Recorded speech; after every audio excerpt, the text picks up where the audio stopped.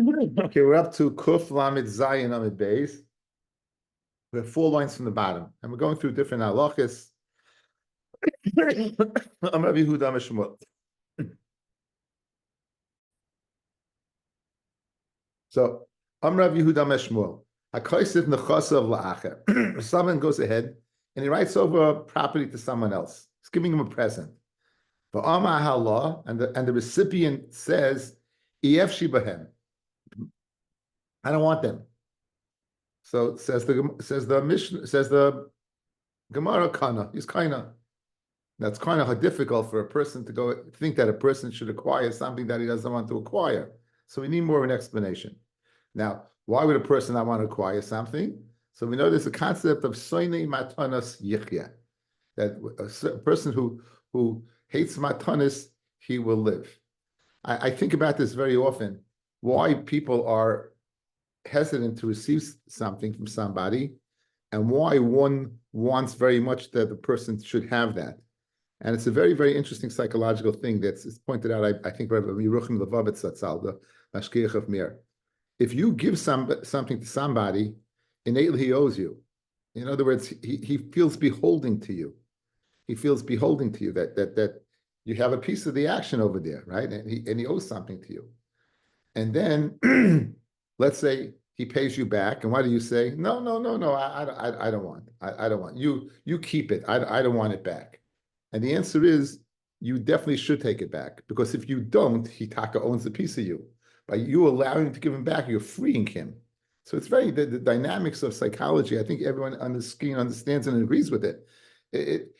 To give a present is, we know if the person is, you give a present, the recipient, it's accepted to give a wedding present. The person doesn't feel guilty getting a wedding present. Everyone gets wedding presents, right? A birthday present, an anniversary present. When there's a reason behind it, we're accepting of it. But when there's not a reason behind it, where a person's giving you a gift, then there's kind of and really it is because you don't want to be beholden to the other individual. And therefore, yichya, you'll live, you'll be free, right? So it's very important. If a person does give you a present, allow him. You're a bigger person to take it back. In other words, when he wants to go ahead and pay you back something, don't go ahead and say, no, you don't have to. Allow him not to feel beholden to you. Okay, anyway, ends the psychological musa part of today's daf. But be that as it may, oh, there we go, psychology in the Talmud. He's on top of it already. A new madrega. The blog is being written in the middle of the share. That's a new madrega. So now vafilu ome b'tzavach. Even guy is screaming. He doesn't want it. Koina. Rabbi Yochanan Amar, like koina. You're not koina. Amar Abba Bamama. V'lei pligi. They're really not arguing. It's not an argument between Shmuel and Rabbi Yochanan, right? Why? Omen Aleph. Kan b'tzavach meikara. If when he gets the present right away, he starts screaming immediately, of course he's not koina. You can't force someone to take something. Kan b'shoisik meikara ul b'soif tzavach. He takes it initially, and then he accepts it, and then he begins to scream. Now, in other words, once he accepted it, and once he's screaming about something that belongs to him. He already has acquired it. What about you don't give it directly to the individual, the recipient, you give it to a third party to go ahead and be mizaycha for him. The shasak, and the recipient, he views and watches as the other person's accepting for him. So Reuven goes and said to Levi, listen, accept this for Shimon. And Shimon is watching this whole thing. B'shasak, and he remains silent. And in the end, Shimon begins to say, I don't want this. That is the machloikis from Shiva Rabbana. In other words, if he had given it to Shimon directly, and Shimon didn't say anything, and then he begins to scream, doesn't mean anything. It's meaningless. Once he was quiet, when it came to the recipient's hands, then there's nothing to talk about. Over here, it's a little different because it's being accepted by a third party. What's the din? And that's the machloikis between Rav Shimon Gamliel and Rabbanim, which we will see right now. The Tanya, Hakosev nechasav la'acher, v'hoyu behem avodim. Someone gives a present to somebody else, and among them are slaves. Allah, and the person, the recipient says, I don't need, I don't need a gift of slaves. I mean, I don't gift, but of slaves not. Slaves are difficult to take care of. They're high maintenance. I got to feed them, clothe them, lodge them. I don't need that.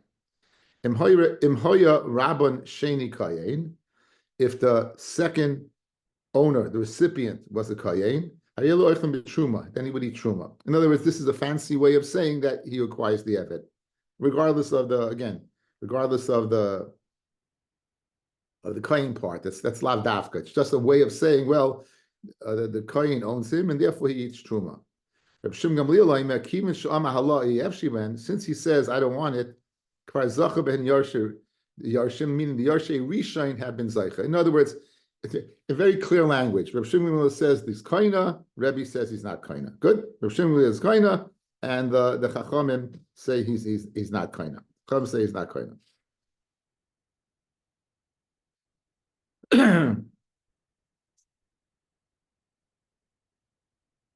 So Reb Shimon says he's not Kaina. Vavinamba, the Tanakama, Afilu Oimei B'Tzavach, even if what he's standing and he's saying out loud, Afilu Oimei B'Tzavach, even if he's standing out loud, would he be what? Would he acquire it? In other words, it makes no sense.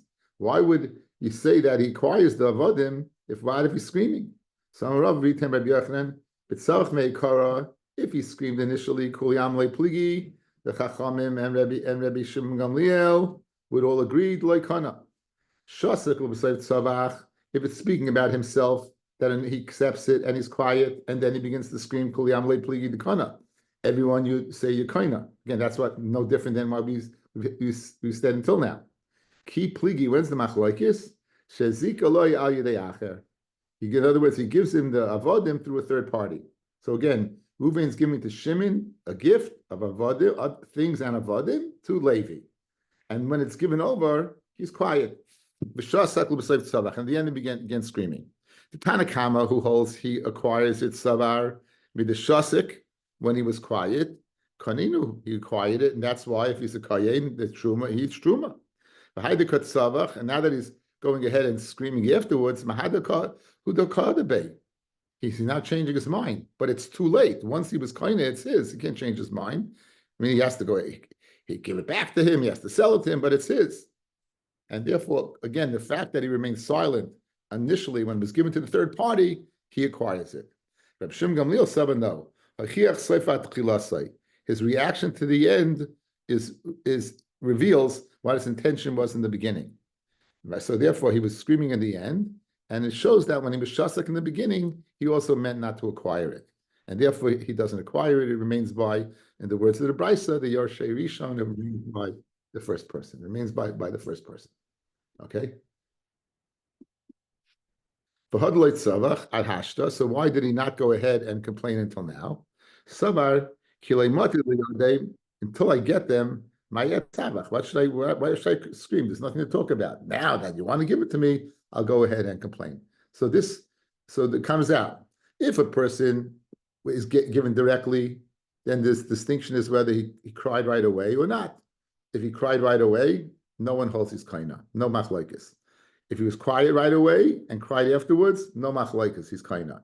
When's the machlokes? Where it was given to him through a third party. According to the Tanakama, it was given him to a third party. Then what? Then he is he acquires it. Since he was quiet initially when it was given to the third party, right? He acquires it. According to Shimon Gamliel, we see that no, he was quiet initially. Why should he say anything? He didn't receive anything yet. It's the hands of a third party. Now the third party wants to give it to him. He begins screaming. And that shows that when he was shasak initially, that's really what he wanted, and therefore he doesn't acquire it. Tan Rabbana. Shchiv Meirasha Amru.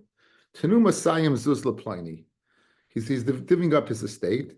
He says, give $200 to so-and-so. Shalosh Meas Leploni, $300 to so-and-so. Total $500. Yabba Meas Ploni and 400 more. Total 900. Total 900.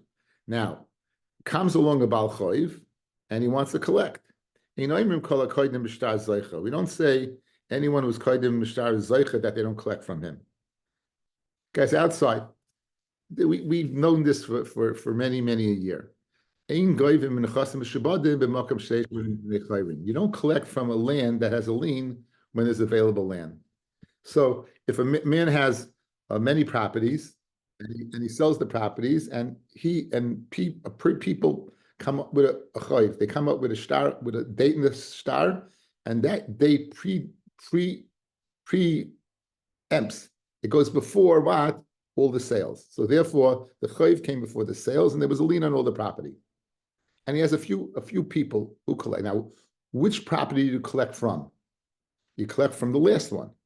In other words, the last one was B'nai Chayrin before the previous sale. In other words, you'd always go the pecking order. You always work your way backwards, collecting from the backwards. Okay, that's when there is a pecking order of a sale. Same thing by a gift. If I would give a gift A now, then this, and then this, you go ahead and collect from the last one given and work your way back. That's when it's given one after the other. What happens when it's given at the same time? Now, physically, I'm not able to give, 3 people at the same time. We're saying over here, this will all consider at the same time. So if the Baal Chayv comes to collect, he collects from all of them, not only from the guy who, the last one, in this case, the 400, he would collect from universally all of them. That's what we're stating over here. We don't say, Kol HaKoydim b'shtar Zoicha, anyone who came first in the Shtar Zoicha, the Fikach Yatzalav Shtar Chov. If a Shtar Chov comes out, Goyvim Mikulam, you collect from all of them. Aval Omar, however, if he says, Tnu Masayim Zus Leploini, and here's the key word, V'acharav Leploini, V'acharav Leploini, first 200 to Ploni, then 300 to Ploni, then 400 to Ploni, Oimrim Kol HaKoydim b'shtar Zoicha, the one who had 200 would be in the best shape, then the 300, and then right? Because he was the one, Koydim B'shtar, he got it earlier than you say Zaycha. The Fikach Yatzlav Shtar Choyv, if Shtar Choyv comes out against them, Goyvim in Achron, you would collect from, in this case, the 400 first. Ein loy, if there's not to pay off the loan, go from Milishal Lefanov, you get from the 300. Ein lo, go Milishal Lefanov, you would get from the 200. Tanrabanan. Shchiv Meirash Amar, the Shchiv Meirash that says, Tenu Mezayim Zuz Leploini, B'ni Bechor Karoi Loi. Give 200 zuz to so-and-so my Bechor, Karoi Loi, what's Roi for him? So there's 2 ways I can view this. I can view it as that I want him to take the 200 as part of Chelik of Bechora, or we can view it as the 200 as as a separate chaylev, in addition to his chaylik b'chayra, I want him to get $200. Good? That's the way we're going to view it. Aside from the chaylik b'chora, we're going to go ahead and give him the $200. Noitlon, he takes the 200. For noitles b'chayrasai, and he takes what? The chaylik of the b'chora. However, im oma b'churasai, tnu masayim zuz leploni b'churasai, give 200 zuz to Ploni as his b'chor, and then the Bukhari has the upper hand. Ratza Nightlan, if he wants, he takes the 200 because it might be worth more than the part of his Bukhara. Ratza Nightlan B'chayrasa, if not, he takes the part of Bukhara, that would be more. So it seems the lashon of Karoi Loy over here is being extra, and that goes ahead and says that's in addition to. So if he says to Mabni B'chayra Karoi Loy, it means aside from the Bukhara, he's getting 200. If he says give 200 b'b'chayra, he's saying that get the 200 as the chelik b'chora, and then he has an option. Which one? B'b'chayra, either the b'chor or the 200. That's the difference. 2 other examples of the same case. Good, and it's going to come out. I'm giving you a little preview. It's because he uses an extra lashon that he gets the extra part. In this case, the karoi loy is the extra lashon that would give him, in addition to his bechar, give the 200, right? That extra lashon of karoi loy. Shchiv meirash amar tnu masayim zuz leploinis. Ishti, give 200 zuz to so-and-so, my wife, karoi la. Now, Noitla's son, she takes that 200. V'noitlis, v'natalis es ksubasa, and she also takes a ksuba. Again, like the Bechar, in addition to the Bechar, this 200 in addition to the Ksuba. However, in Mabba B'Ksuba Sa, this would be the same way as saying Bechar Sa. Then what are you going to take? On the base, Yada Alal Yoina, her hand is on Mat, she has the upper hand. Whatever's more. Right, so not last son, she could take the 200, right, so not tells Ksuba Sa. Finally, a third case of a similar idea. Give 200 zuz to Ploni my Balchov, right? Like joy for him. So obviously he has a chayiv. And the question is this 200 going to pay the chayiv, or is this 200 an additional to the chayiv? Night lon, he takes the 200. Night less chayvai, and the Mari gets the chayiv. In addition, the Mama b'chayvai, he's just like he says b'chayvai ksuvasa and chayvai. Night lon b'chayvai, it's what he gets it as chayiv. Says the Gemara. So the first two cases it doesn't be a problem with. It's the latter cases that that's going to go into question. The latter. It's the latter cases that's going to go into question. Says the Gemara, Mishum da'ama kroi loy noitlon v'noitles chayvoi. Just because he said the extra lashon noit loy, he's going to take it in addition the chayv. The dilma kroi loy b'chayv kamar. Maybe he means right kroi for the chayv. Fellas, why do we hold when a person pays more than his chayv? We call it ribbis. We call it ribbis, right? So maybe avak ribbis. So good, whatever it is, it doesn't appear so kosher v'yasha. I can give a gift to what? To my wife. I can get a gift to my bechor. To give a gift to a bal choiv, at worst, at best, it's avak ribbis, right? It's so that's the problem over here. So Amar Rav Nachman, Amar Lichuna. Money, who's the Tan of this Brisa, the case of Karoi law, using that Lashon, which gives you extra property, extra money, is Rabbi Kiva. It's the Tan of Rabbi Kiva. Okay, guys, let's go back. Guy sells a house. It doesn't include the bar or the dus. Right? Not included, what is the bar and the dus? Good. That's not included. The person who sold it still owns the bar. What about getting to the bar? Did he leave himself a derech to get to the bar or not? Rings the bell, guys, right? Certain Gemara's people remember. It's very interesting, right? So we said that Rabbi Kiva says when a person sells, he sells ba'ayin yafa. He sells with his gans and hearts. So he didn't leave over a derech. What happens if he says, I'm selling you for the house, except the bar and the dus? Now, either way, the bar and the dus is not part of the sale. What he said, the lashon of chutz, or whether he didn't say the lashon of chutz. You know what the lashon of chutz helps? You wouldn't retain a derech to the bar v'dus. That's what the lashon chutz, that extra lashon, adds on something that wasn't there before. Either way, the guy's not getting the bar v'dus. It's not part of the house. But when he's saying, I'm selling you chutz, chutz must be adding something. What must be adding? It must be adding what? The road. Who are din guys in this case? The lashon karoiloi is adding a payment, an extra payment to a gift to the balchoiv, a gift to the what, to the isha, and a gift to his bechor. Money. Who's the Tana? Rabbi Kiva.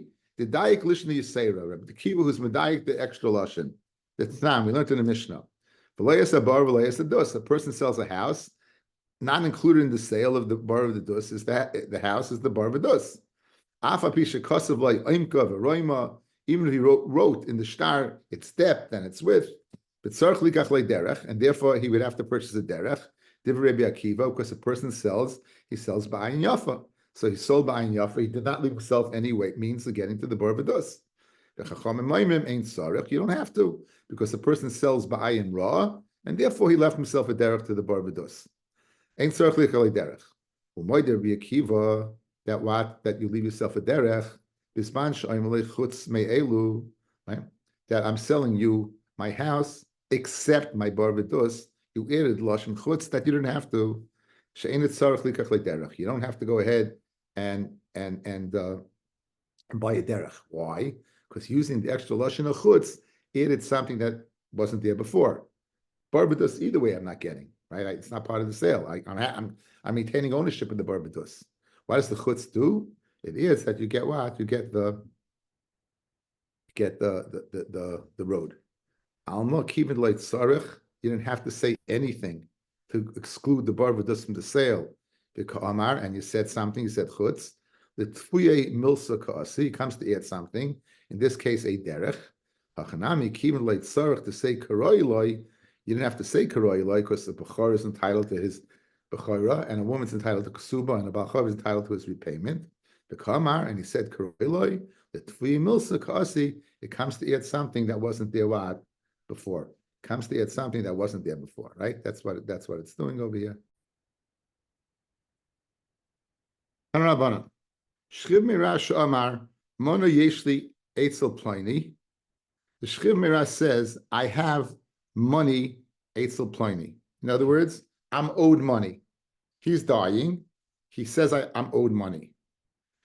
Ha'edim koisvin, they write a star, afal pi she'em akirin, even if they don't recognize the loan.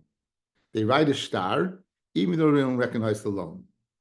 And keshu goiva, and therefore, when he collects, when the Yisraelim collect, sarach lehevi raya, they'd have to bring a raya to the loan, divrei Reb Meir. Again, all they're doing is writing the star because the Shchimera is dying, and they don't want to hack him a chinik and say, "Oh, 1 second, we don't know that. Do you have Adam to that?" He's not thinking about Adam. He's thinking about leaving this world and wanting getting his monetary matters in order. So you write the star, but it doesn't have the viability to collect. You write the star, but it doesn't have. You can't collect with it unless you ascertain that there really was a loan. The Chachamim Moimrim, Ein Koismin. The Chachamim say you don't write it at all. Elam Kain Makirin, unless you recognize it. What are we worried about over here? Let's see Rashi. Let's see Rashban. Ha'edim Koisvin, Edim right. Masha Shoimim, what they hear, Zichrein Edis, Shoise B'fanenu, that in front of us, Shamar Ploini Shriv Meira She Ploini, Chayev Loi Mana, Umasha Shamanu Kasvanu B'Chasmanu. You're right. We heard from the Shriv Meira that he said Ploni owes us money. That's it. That's all you're right. Afal Pisha Makirin Es Aloiva, even if they don't recognize the loiva, Hoyin Mischayv Leklum Im Lav, or they recognize the loiva, but they don't know if it's chayiv money or not. Lafikach Shenasnu Chachamim Meshus LeEdim Lichtoiv Masha Shamu, since the Chachamim were given permission to write down what they heard, Afal Pisha Yoidim in MSim Sheker, if they don't know if it's true, Tzrichim HaYisayimim Lehevi Raya, the Yisayimim would have to bring a raya, Ligvois Me'oisli Pliny, to collect from so and so. The Edim Alolu, these Edim, Masha Shamu Mipia Shchib Meira Kasu. They just wrote out what they heard from their words of the Shchib Meira. Behem lo yado imamish devarim lav. They didn't know whether there was a loan or not. So. Therefore, you're writing it down. But again, it's really just to have it for a record that it was stated, but it doesn't have the koyach of what of edis that the edis is like it's nacht weiden bested. The Chachamim ain't koysim, you don't write it at all. Why not? Why not? The Chashinin lebezdin toyim. We're worried about Bezdin making a mistake. Sheyiru shekasu edim. They see the edim wrote it. V'yu svurim, and they would think she'edim leikasu tzavav shchemera. The edim did not write down the tzavav shchemera. Ad shechakru tchila heitiv, unless they checked into it totally. So if they did write it, it must be that what they knew it took place. V'yedu shedvar of emes, and they know that his words are true. Kida amar reish lakish b'ksubis. Eino edim choismen al ashtar, elam kain nasa begoidel. They're not going to do it otherwise. V'amar nami be'edim achasum al shtar, nasa kamish nechru edus in the Bezdin. We view edim on the shtar as if they went through Bezdin and there was a trisha v'chakira to ascertain that it was true. Hilkach in choismen elam kain makirin shedavar of emes. You don't write it unless you know for sure it's true. Because edus is a very powerful thing. We spoke about it many times. If it's not dinei mominus, Edom have a power to kill. Two Edom come and say we gave Asra to so and so. The Jewish law gives the Edom tremendous power. That's why you need to offset that. You need the possibility of Edom Zaimimim, that be knowledgeable. That guess what, you want to kill this guy, you can get killed, right? Imano Yisem, we spoke out. That's the buffer. That's not the word I want. That's the safeguard that Edish is true. Is the fact that we're going to go ahead with it. When it comes to Edish Mominus, also you're writing on a star. The star is a viable vehicle to collect. We're worried that Bezdin may think that it's not that just wrote it down because Shimmerat told them to write it down. It must be that they checked into it and they know it's true, and therefore they wrote it down. And therefore we're worried that you may collect with it. So Rabbi is not worried. and the Chachamim are worried. Rabbi is not worried about Bezdin making a mistake, and the Chachamim are worried about Bezdin making a mistake. The Fikach Kishu Goiva and it's Sarach. Therefore, according to the Chachamim, if they collect with it, it's unnecessary to go ahead and check, because obviously if they wrote it, they must have checked. Obviously they signed, they must have signed. In Sarach Levi Raya, Amar Rav Nachman, Amar Lihuna, Tana Reb Meir Oimer, the opposite. Reb Meir says, "Ein Kaisvin, the Chachamim Kaisvin." The Afra of Meir, so that's the opposite of what we just said.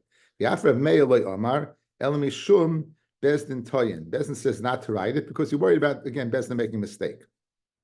Amar Avdim Min Adoi, Hilchasa, Ein Choshen Le Bezdin Toyin, we're not Chayish for Bezdin Toyin, and therefore you would write it down. Umayshna Midarava, why over here is it different that you're not Chayish for Bezdin Toya, as opposed to Rava, which you are Chayish for Bezdin Toya, okay? So therefore, over here, we're writing it down, the words of the Shiv Meirah. We're not chayish for Bezdin Toyin that they will collect with the shtar. And Memela, you write it down, because they won't collect with it.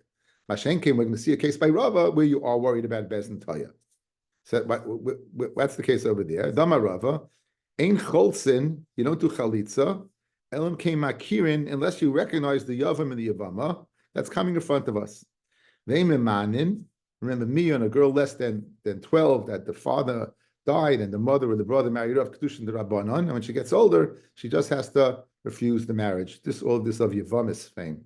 Our classic case of the, if you remember that, like this, that's Mion, like, oh, she goes like this, Mion. You might remember oh, was that? Baruch. Oh, Baruch is giving us this. Whatever it was. Okay, anyway. Therefore, you're only going to write it if you recognize Lefikach Kaisvin Eidim, a get chalitza, your shtar chalitza is called a get, or shtar mion, or get mion. The alpha pisha makirin, right? Therefore, the next bezdin, kaisen get chalitza, but get mion. Alpha pisha makirin. Even, in other words, since the other bezdin munta,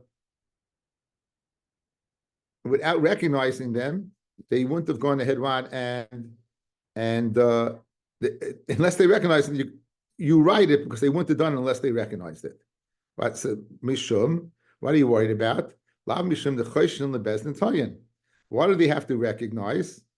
Why do they have to recognize? Because we're worried about a Bezdin Tayin, right? That they're going to go to another Bezdin. Bezdin's going to think that what they recognize them, and they're going to recognize this Chalitza as a good Chalitza, and this Mian as a good Mian.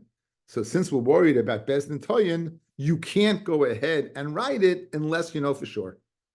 So we just said previously, by Shchiv Meirah, you do write it, and you're not worried about Bezdin making a mistake, even though you don't know the loan took place. By Shenkin, by Chalitza and Mion, you're not going to give it unless you recognize that this is a Yavam and a Yavama, and this is a husband and an underage wife. Because then they're going to produce the shtar, and we're worried that another Bezdin might make a mistake. So therefore, since we're worried about other Bezdin might make a mistake, don't write it unless. So we have conflicting dinim. By Shchir Meirah, you're not worried about Bezdin Toyin, and by Rava's case of Chalitza and me, and you are worried. Says the word like, the reason for Rava is not Mechoy Chayish for Bezdin Toyin, but Mishum she Bezdin Basa Bezdin Loy Daiki. A Bezdin is not going to check after another Bezdin. It's not you're worried about Tayin. When something comes out of Bezdin, we assume that Bezdin is going to be on the up and up. They're going to go ahead and delve into anything and take care of anything. So if a shtar shows up in Bezdin, that's a get. I'm not going to be chayish that it's a bad get. If a shtar miyan shows up, a shtar chalitza shows up, I'm not going to be chayish. You know why? Because once it went through Bezdin, it went through Bezdin. Mashenkin, where it comes from Eidim, then you're worried. When it comes from Eidim, then you're worried. So Bezdin basta Bezdin like daika. Bezdin basta Eidim, right? A Bezdin basta Eidim daika, and therefore, since they'll be medayik, we're not chayish that what. Okay, let me word this differently. Why does one Bezdin have to make sure that this was a Yavam and Yavama, this was a wife and an underage wife? It's because the next Bezdin is going to assume that Bezdin took care of it, and they're not going to look into the matter. Therefore, you're not going to write it unless you. Therefore, the first Bezdin's not going to write it, and they less than know for sure. Masha'en kain. If it comes to Bezdin from Eidim, what's Bezdin going to say? It's Eidim, man. I'm gonna check this out. 1 second. I'm not. It didn't go through Bezdin that would have checked. So since it's coming from Eidim, I'm gonna check. Mimela, write it.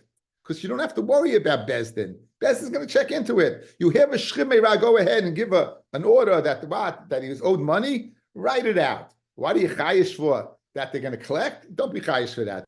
Since Bezdin knows that since it didn't come from a Bezdin, from Eidim, they're going to check it out. Therefore, you write it.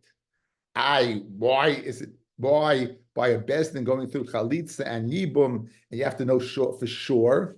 Aren't you worried about the same thing? And the answer is no, you're not worried about the same thing. Because that Bezdin knows that another Bezdin is not going to check. Therefore, they're going to go ahead and do the work. Mashen King, where the other Bezdin, it's Eidim, the other Bezdin will check, and therefore you can write it out and not have any concern.